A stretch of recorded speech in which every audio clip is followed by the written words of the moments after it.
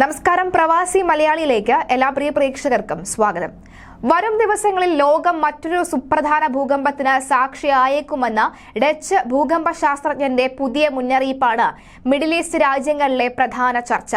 തുർക്കിയിലും സിറിയയിലുമുണ്ടായ ഭൂകമ്പത്തിന്റെ അലയൊലികൾ അവസാനിക്കുന്നതിന് മുൻപ് മറ്റൊന്നുകൂടി ഉണ്ടാകുമോ എന്ന ആശങ്കയിലാണ് മിഡിൽ ഈസ്റ്റ് രാജ്യങ്ങളിലുള്ളവർ പ്രത്യേകിച്ചും.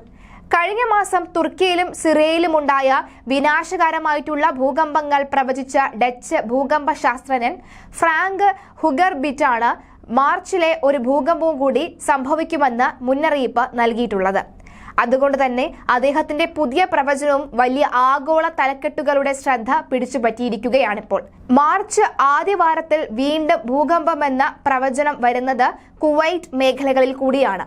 ആകാശഗോളങ്ങളുടെ ചലനങ്ങളെ അടിസ്ഥാനമാക്കിയുള്ള തന്റെ നിരീക്ഷണങ്ങളെ അടിസ്ഥാനമാക്കിയാണ് ഡച്ച് ശാസ്ത്രജ്ഞന്റെ പുതിയ പ്രവചനം.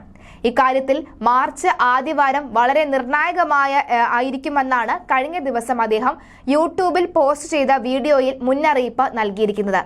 എന്നാൽ ഡച്ച് ശാസ്ത്രജ്ഞന്റെ ഈ പ്രവചനത്തിൽ കഴമ്പില്ല എന്നാണ് ഖത്തറിലെ പ്രമുഖ ശാസ്ത്രജ്ഞന്റെ വിലയിരുത്തൽ.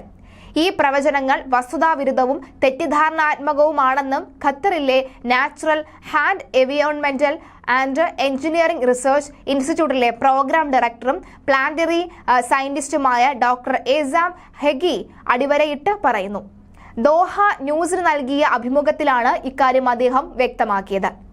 ഭൂകമ്പ സമയം നിർവചിച്ച ശാസ്ത്രീയ വഴികൾ ഇല്ല എന്നും നെതർലാൻഡിൽ നിന്നുള്ള ഈ മാന്യൻ ചെയ്യുന്നത് ശാസ്ത്രവുമായി ഒരു ബന്ധവുമില്ലാത്ത കാര്യമാണെന്ന് എനിക്ക് പൂർണ്ണ ആത്മവിശ്വാസത്തോടുകൂടി നിങ്ങളോട് പറയാൻ കഴിയുമെന്നും ഹെഗി പറഞ്ഞു.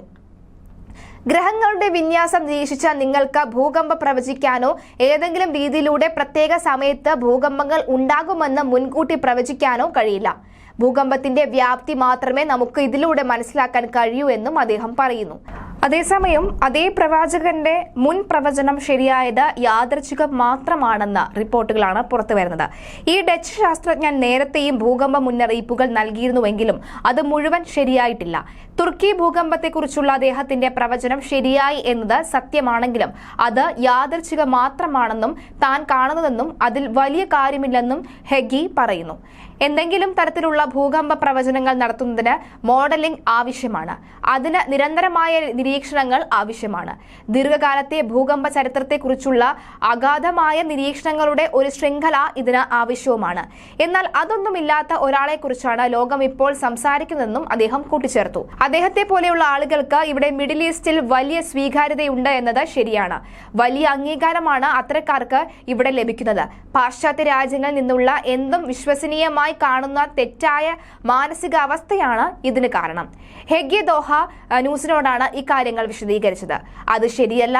സമാനമായ പ്രസ്താവനകളോ പ്രവചനങ്ങളോ എന്തെങ്കിലുമോ ഈജിപ്ഷ്യൻ, യമനി, ലിബിയൻ ശാസ്ത്രജ്ഞനാണ് നടത്തിയിരിക്കുന്നതെങ്കിൽ ഇവിടെയുള്ള ആരും അത് ശ്രദ്ധിക്കാൻ സാധ്യതയില്ല എന്നും അദ്ദേഹം അഭിപ്രായപ്പെട്ടു.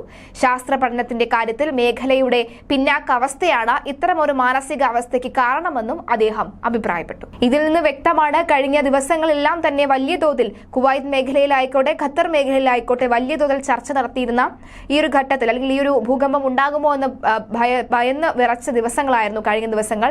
എന്നാൽ ഭയത്തിന്റെ ആവശ്യമില്ല, പേടിയുടെ ആവശ്യമില്ല എന്ന റിപ്പോർട്ടുകളാണ് ഇപ്പോൾ പുറത്തു വരുന്നത്.